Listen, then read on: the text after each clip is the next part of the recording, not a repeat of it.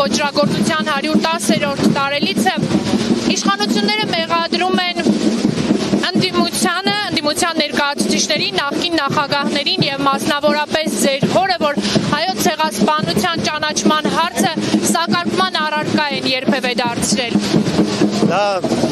այսինքն գիտեք, բարձ փաստերով հերքում է այդ ամեն ինչը։ Միայն հորս կառավարման ժամանակաշրջանում 15 երկիր ճանաչել է հայոց ցեղասպանությունը եւ դա հենց այնպես չի եղել։ Դրա շուրջ աշխատանքներ են տարել, ամենօրյա աշխատանք են տարել հայկական կառույցները արտերկրում, ինչպես նաեւ դեսպանատները։ Այսինքն սա եղել է մեր արտաքին քաղաքականության, մեր արտաքին օրակարգի թիվ 1 հարցերից մեկը։ Գիտեք, նման բան կարող են շատ բան ասել եւ ասում են, ստում են, խաբում են, բայց փաստերը այլ բանի մասին են խոսում, ինչը կարծում եմ ամենակարևորն է։ Դուք ասացիք, որ Ռոբերտ Քոչարյանի կառավարման տարիներին առաջնահերթություն է եղել միջազգային ճանաչման հարցը, դրան զուգահեռ իշխանությունները մեղադրում են առավելապես Ռոբերտ Քոչարյանին, բայց նաև նրանք են նշում, որ հայոց ցեղասպանության ճանաչման հարցը իրենց օրակարգում չկա։ Չեմ հասկանում, այս աբսուրդը ինչ որ միտեղ պետք է վերջանա, թե չէ, այսինքն մեղադրում են այն մարդիկ, ովքեր հիմա բացահայտ հրապարակային պաշտոնապես ասում են, որ ցեղասպանության հարցը իրենց արտաքին քաղաքական օրակարգում չկա։ Չէ, այդպես ասում են, չէ՞ իրենք։ Հիմա իրենք ինչու են մեղադրում, մեղադրում են մի ժամանակաշրջան, որտեղ ամենից շատն է ընդունվել, ամենից շատ երկրի քանակն է եղել, ովքեր ընդունել են ցեղասպանությունը, դատապարտել են ցեղասպանությունը։ Չեմ հասկանում, միայն ասելով չի, չէ։ Այնպես որ այստեղ երկրորդ կարծիք անգամ չկարող լինել, ինչ ուզում է ասեն, գլուխները պատին են տալիս։ Ալեն Սիմոնյանը այսօր նաև մեջբերել է Վարդան Օսկանյանին, եթե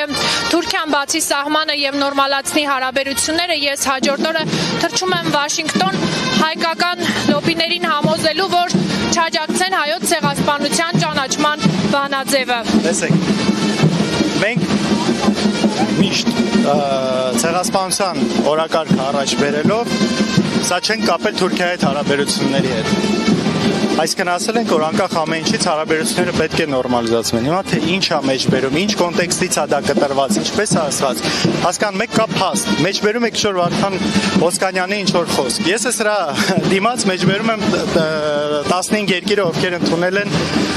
ցեղասպանությունը, որի շուրջ այդ գործընթացը տարվել է եւ ամեն ինչ արվել է, որ դա լինի։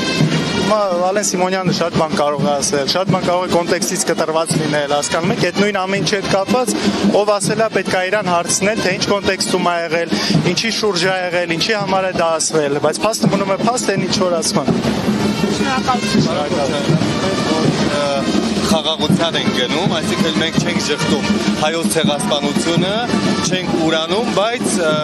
նաև խաղաղության են գնում։ 110 տարի առաջ է տեղի ունեցել մեծ ոճրագործությունը։ Ինչ է փոխվել Շտամու մեջ եւ մենք որտեղ ենք հասել, ինչ է փոխվել նաև մեր մեջ։ Կարծում եմ շատ բան չի փոխվել, հատկապես եթե հաշվի առնենք 2023 թվականի